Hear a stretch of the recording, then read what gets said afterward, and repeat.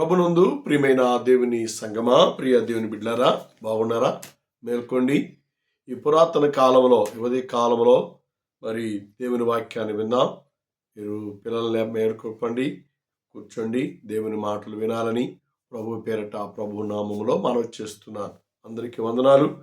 పిల్లరా, ఈ క్రిస్మస్ పండుగ దినాలలో మరి మనము కొన్ని దినాల నుంచి యెషయా గ్రంథం 9వ అధ్యాయం 6వ వచనం, ఏలయనగా మనకు శిశువు పుట్టెను.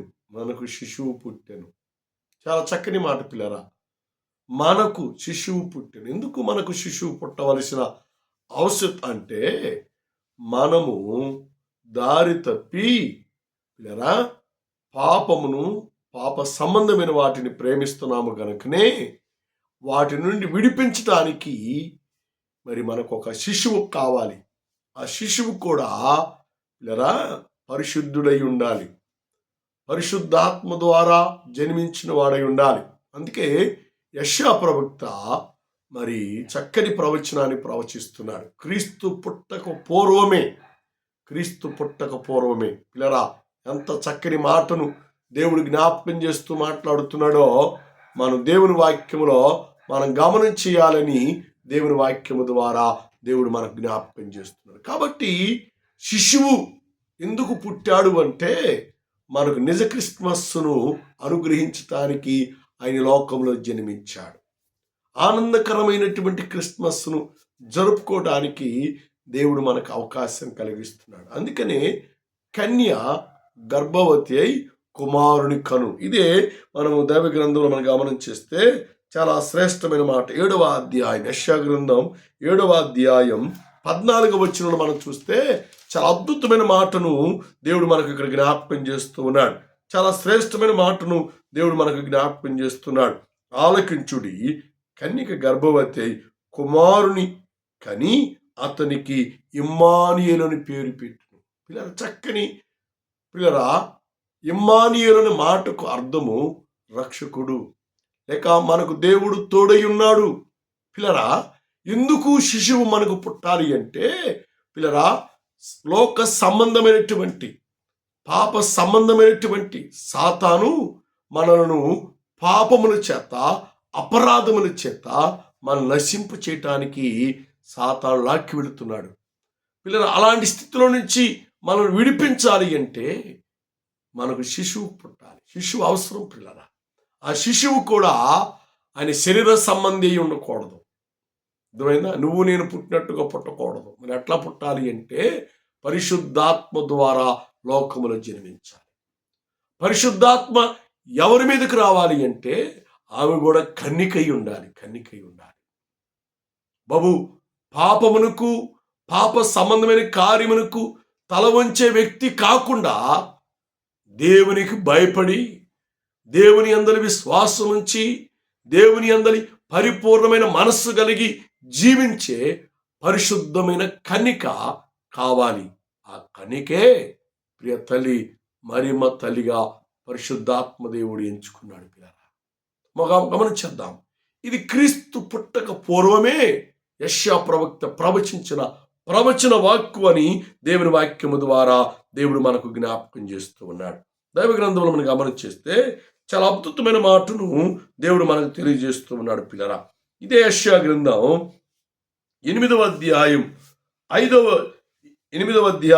8వ వచనం 9వ వచనం మనం గమనం చేస్తే చాలా చాలా అద్భుతమైన మాటను దేవుడు మనకు జ్ఞాపకం చేస్తున్నాడు.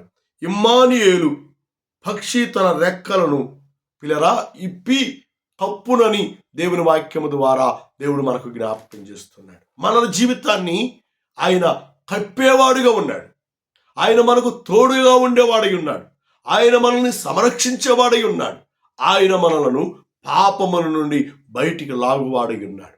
పిల్లరా, యూదా గ్రంథంలో మనం చూచాం, యూదా పత్రికలో మనం చూచాం 22వ వచనంలో అగ్నిలో పడిపోతున్న అనేకులను బయటికి లాగుతున్నాడు. పిల్లరా, అమ్మ బాబు, శిశువు ఎందుకు పుట్టాడు అంటే, పాపముల చేత అపరాధముల చేత చనిపోతున్నటువంటి వారిని, అగ్నిలో పడిపోతున్న వారిని లాగు నిమిత్తమై లోకములో జన్మించాడు. అమ్మా, నువ్వు నేను కూడా రక్షించబడ్డాము. వాక్య ప్రకారమైన మారు మనసు పొందాము. వాక్య ప్రకారమైన బాప్తిసం తీసుకున్నాము. వాక్య ప్రకారమైన ప్రభు బలలో మనం చేవేస్తున్నాం. మనం ఎంతమందిని రక్షిస్తున్నాం, ఎంతమందిని ప్రభు యొద్దకు నడిపిస్తున్నాం, ఎంతమందిని ప్రభు దగ్గరికి ప్రియులారా మనము తీసుకువచ్చు వారముగా మనం ఉన్నాం అనేది మనల్ని మనము ప్రశ్నించుకోవాలి అని, పరీక్షించుకోవాలి అని దేవుని వాక్యము ద్వారా దేవుడు మనకు జ్ఞాపకం చేస్తున్నాడు. అమ్మా, మనము పాపము నుండి విడుదల పొంది నిమిత్తమై యెషయా ప్రవక్త ప్రవచించిన ప్రవచనం ఏంది అంటే, ఆయన మన పాపము నుండి మనం రక్షిస్తాడు. ఆయన మన పాపముల నుండి మనం రక్షించడానికి ఆయన సిద్ధపడే మంచి మనస్సు కలిగిన దేవుడిగా ఉన్నాడు అని దేవుని వాక్యము ద్వారా దేవుడు మనకు జ్ఞాపకం చేస్తున్నాడు. మనం గమనం చేస్తే బైబిల్ గ్రంథంలో చాలా చాలా శ్రేష్టమైన మాట, ఆయన భుజం మీద రాజ్యభారం ఉన్నది. ఆయన భుజం మీద ఏముంది అంటే ప్రజలను రక్షించే రాజ్యభారం. ఆయన రాజ్యము భూ సంబంధమైంది కాదు, ఆయన రాజ్యము శరీర సంబంధమైనది కాదు, ఆయన రాజ్యము పాప సంబంధమైనది కాదు, ఆయన రాజ్యము పిల్లరా మరి పాపభూష్టమైనది కానే కాదు. ఆయన రాజ్యము పవిత్రమైనది, ఆయన రాజ్యము పరిశుద్ధమైనది. ఎవరుంటారు అంటే ఆ శిశువు ద్వారా ఎందరు రక్షణ పొందుతారో, ఆ శిశువు ద్వారా, కుమారుడి ద్వారా ఎందరైతే మారు మనసు పొందుతారో అట్టివారు ఆ రాజ్యములో ఉంటారు అని దేవుని వాక్యము ద్వారా దేవుడు మనకు జ్ఞాపకం చేస్తున్నాడు. సహోదరుడా, సహోదరి, చేతులు జోడించి మనం చేస్తున్నాను, పాపములో జీవించబాకండి, పాప సంబంధమైన క్రియలో జీవించబాకండి. అలా జీవిస్తే క్రిస్మస్ సంబంధమైన ఆనందం నీలో ఉండదు, నీ కుటుంబంలో ఉండదు, నీ పిల్లలలో ఉండదు, నీ భార్యలో ఉండదు, నీ భర్తలో ఉండదు అని దేవుని వాక్యము ద్వారా దేవుడు మనకు జ్ఞాపకం చేస్తున్నాడు. సంతోషము కలగాలి అంటే ఈ కుమారుడు, ఈ శిశువు ద్వారే నువ్వు రక్షించబడాలి, నువ్వు మారు మనసు పొందాలి, నీవు దేవుని కుమారుడుగా, దేవుని కుమార్తెలుగా, దేవుని బిడ్డలుగా నువ్వు మలచబడాలి.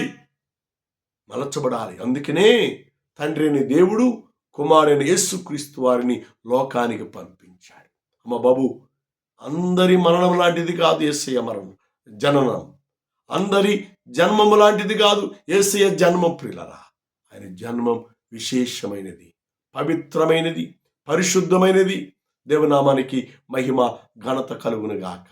అమ్మా బాబు, అందరము మనకున్న స్తోమతను బట్టి మనము ప్రియులరా గృహాల్లోనూ హాస్పిటల్లోనూ మనం జన్మిస్తూ ఉంటాము.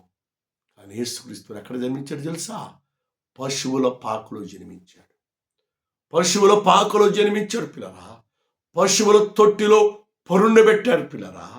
అమ్మా గమనం చేద్దాం, శిశువు మన కొరకు ఎక్కడ జన్మించాడు అంటే పశువుల పాక. ఎక్కడ పరుండబెట్టారు అంటే పశువుల తొట్టి. ఎంత దుర్వాసనండి, ఎంత మలినమైన వాసనండి.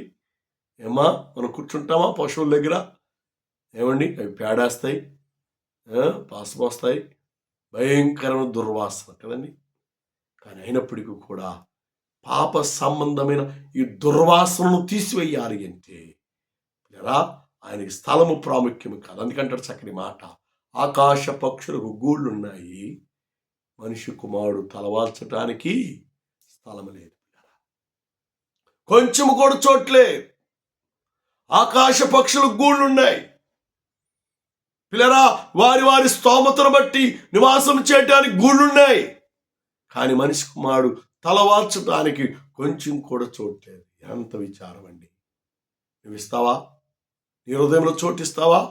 వాక్యానికి చోటిస్తావా? దేవుని మాటకు చోటిస్తావా? దేవుని సహవాసానికి చోటిస్తావా? దేవుని యొక్క సన్నిధికి చోటిస్తావా? పరిశుద్ధాత్మకు చోటిస్తావా? దేవుని యొక్క ప్రేమకు చోటిస్తావా? దేవుని యొక్క కృపకు చోటిస్తావా? దేవుని యొక్క దయకు చోటిస్తావా? దేవుని యొక్క కరుణకు చోటిస్తావా? నువ్విస్తే నిజమైన క్రిస్మస్ను నువ్వు జరుపుకుంటావు అని దేవుని వాక్యము ద్వారా దేవుడు మనకు జ్ఞాపకం చేస్తూ ఉన్నాడు. కాబట్టి ప్రభునందు ప్రియులారా, ముగించబోతున్నాను. మనం నిజ క్రిస్మస్ను జరుపుకోవాలి అంటే మనకు శిశువు పుట్టాను, మనకు కుమారుడు అనుగ్రహించబడెను. ఆయన లోకంలో పుట్టాడు నిజమే, కానీ హృదయంలో పుట్టాలి.